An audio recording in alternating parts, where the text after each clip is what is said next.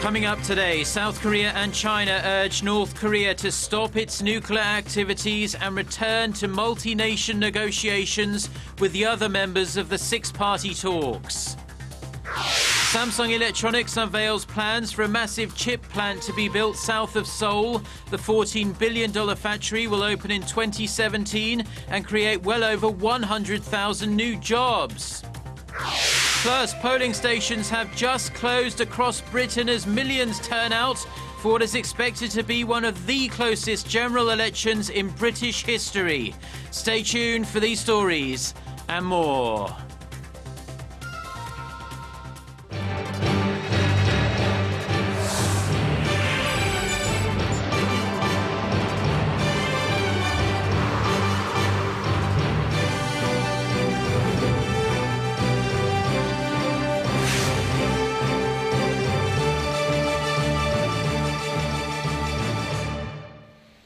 Hello to our viewers around the world. It's 6 a.m. on Friday, May 8th here in Seoul. Thanks ever so much for joining us on this last day of the work week. I'm Mark Broome.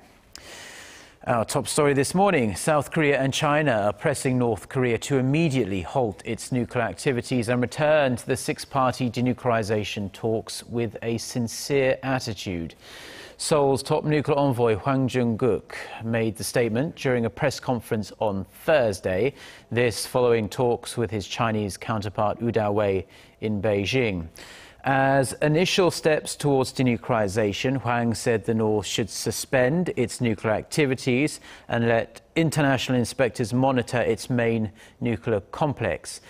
Describing the situation on the Korean peninsula as fluid, he stressed that it was a crucial time for the other six-party members, namely South Korea, the US, China, Japan and Russia, to promote holding exploratory talks with the North. Civic groups from the two Koreas will work together to organize an event next month commemorating the 15th anniversary of a historic summit between the two Koreas. A South Korean government official says the agreement was reached after a three-day meeting in China between delegations from the two sides. Now, this will be the first time in 5 years for the event to be held, if it is. The summit in the year 2000 produced the landmark June 15th Joint Declaration, which lays out plans for economic cooperation between the two Koreas. The civic groups also discussed hosting another event in the summer, marking the 70th anniversary of Korea's liberation from Japanese colonial rule. They're thinking of holding this on that date, August 15th. Although the two sides weren't able to finalize the locations of the events, it's expected that if Seoul hosts the June event, the August event will take place in the North Korean capital, Pyongyang. The outcome of these negotiations will be announced on Friday. Over 60 years have passed since the Korean War armistice, but thousands of American soldiers who died during the conflict are still missing. Searching and digging for their remains goes on to this day, but progress has been very slow. Our Connie Kim filed this report from the most recent excavation site on the south coast of the Korean peninsula. Death Valley. Masan earned that name when many U.S. soldiers died here shortly after the Korean War began. They successfully repelled North Korean forces attempting to push towards the port city of Busan, but the remains of a number of the fallen never made it back to the States. With recent civilian reports that up to 6 American soldiers may have been buried in this nearby mountain, experts from South Korea and the U.S. have teamed up for a 3-day investigation. It took hours of searching and shoveling to expose just one human skeleton. At this point, the team can't determine whether it's Korean or American. The body was buried 1.5 meters deep. Because the soil is moist, the remains weren't preserved well. We plan to be extra careful when transporting it to our central identification laboratory.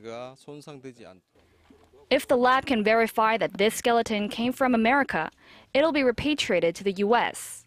Some 36,000 U.S. soldiers are known to have died during the Korean War. Close to 8,000 are still unaccounted for.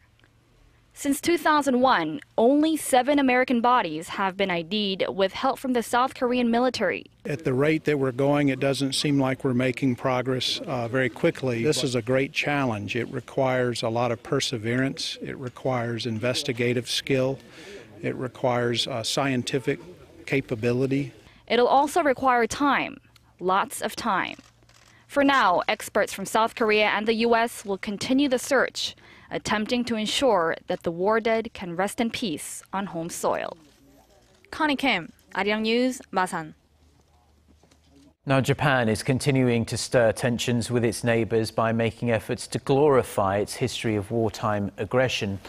A local government in Kagoshima Prefecture is pushing to have letters written by World War II suicide pilots or kamikaze pilots inscribed on UNESCO's World Memory List. The Chiran Peace Museum in the southern city of Kyushu, where these letters are preserved, had submitted a proposal seeking recognition last year, but failed due to lack of evidence that the letters uphold world peace. And fresh tension is brewing as Japan is seeking to list wartime industrial facilities where tens of thousands of Koreans were forced to labour as UNESCO World Heritage Sites. Our Hwang Sang-yi sat down with Michael Green, Japan Chair of the Centre for Strategic and International Studies, who's in Seoul for the Jungang Ilbo CSIS Forum, and she started by asking his views on Tokyo's controversial bid. No historical site is pure. I mean, there's always some negative aspect to human history, and I think it would be better for the Japanese side to explain the important significance of these sites in terms of development, and frankly a development model that much of the rest of Asia copied, while at the same time acknowledging that there was human suffering involved as well. In a recent interview, you assessed Abe's recent comments positively. Can you elaborate on that?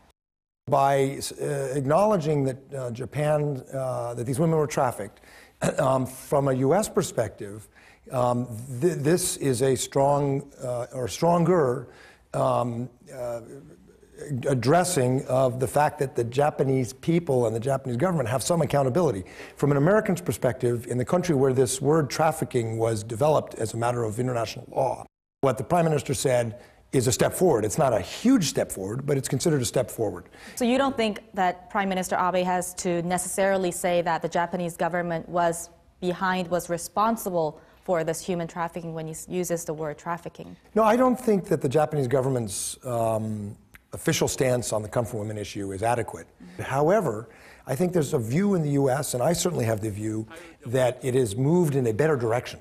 Although I should quickly add that on this question of comfort women, Japan has no support in terms of the history. 190 historians in the U.S. signed a letter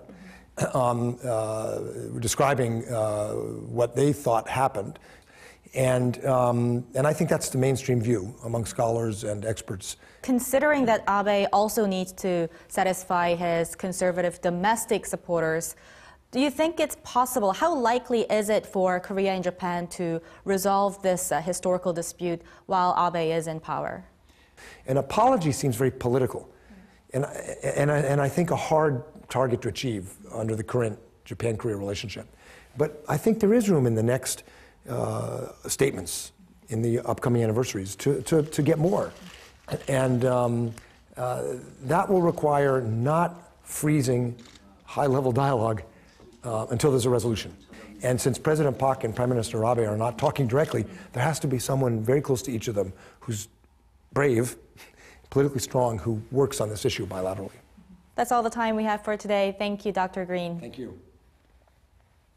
And that was our Hwang Sang-yi asking the questions there. Now, Korea's biggest tech company is getting even bigger. Samsung Electronics has unveiled plans for a gigantic factory. The plant expected to begin rolling in the first half of 2017. It got a head start thanks to the government's deregulation drive. Shin Se-min reports. This construction site will be home to Samsung Electronics' new DRAM memory chip line at a cost of $14.5 billion. It's being built in Pyeongtaek, 70 kilometers south of Seoul, and will officially begin churning out chips in the first half of 2017. The tech giant also aims to grow its presence in the semiconductor sector, hoping to drive up its sagging smartphone earnings. The Pyeongtaek project is massive, Samsung's largest ever investment in a single production line. It's expected to generate 150,000 jobs and produce $37 billion in revenue. In a written statement, the company said that the Pyeongtaek line will give the company a leg up in the Internet of Things industry. Samsung's decision to invest in the plant came a year earlier than planned, fueled by government support in the areas of electric power and industrial water supply. President Park attended the opening ceremony along with 600 other government and related officials. 이번 평택 공장 건설을 통해 기흥과 화성으로 이어지는 세계 최대의 반도체 생산 인프라를 갖추게 되었는데 명실상부한 세계 반도체 생산의 중심으로 한 단계 더 도약해 나가기를 기대합니다. She added that the government will continue to raise the competitiveness of the industry by eliminating regulations in order to boost high-value product industries like the system semiconductors. Since entering the market 40 years ago, Samsung Electronics has led the global memory chip market for the last 22 years. Shin Se-min, Arirang News. Now, millions of British people have been voting in a general election that is expected to be one of the tightest in Britain's history. Votes were cast to elect 650 members of Parliament, or MPs, at some 50,000 polling stations around the country. Voting ended around 10 minutes ago, and the final results are expected to start trickling in after a couple of hours. The final results should be known by Friday afternoon UK time at the latest, so that will be around late Friday Korea time. The last pre-election poll from The Guardian and ICM had the main opposition Labour Party with a single-point lead over the ruling Conservative Party. And since it is expected to be so close, the likelihood is that one of those parties will have to forge a deal with a smaller party in order to give them a majority they can wield in Westminster. A federal appeals court in the United States has ruled that the National Security Agency program that collects Americans' phone data is illegal. The case was brought after revelations made by the former NSA contractor Edward Snowden.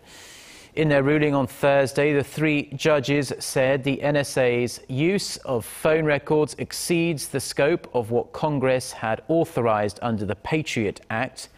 The judges noted that the Patriot Act does not authorize the NSA to systematically and routinely gather and store the phone records of Americans not suspected of activity deemed to be a threat to national security. That, of course, is what it's been doing over the last few months and years. The court said Congress must now decide whether the once secret surveillance program should continue. Now, media producers and providers from all over the world, including Arirang TV, the station you're watching right now, are in Korea's southern port city of Busan for Asia's largest broadcasting content mixer. Our Kim Ji-yeon reports.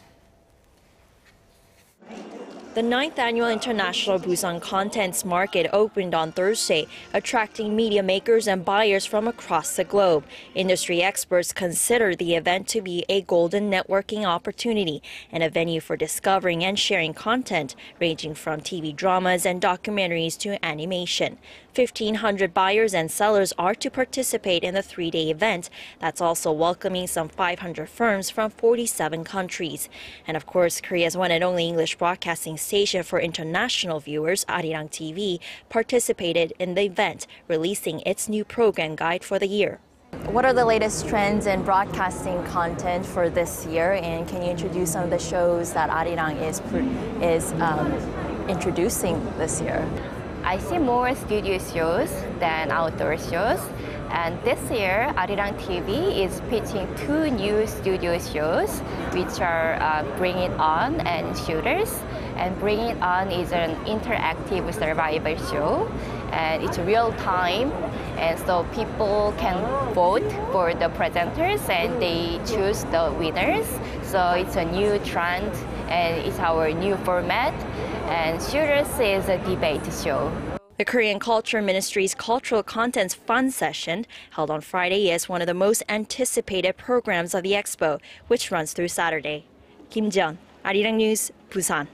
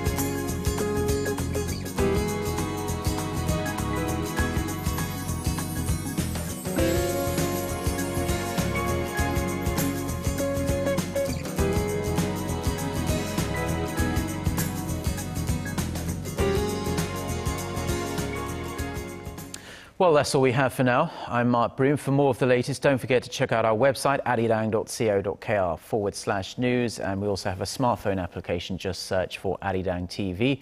Have a wonderful weekend, and thanks as always for watching. Goodbye.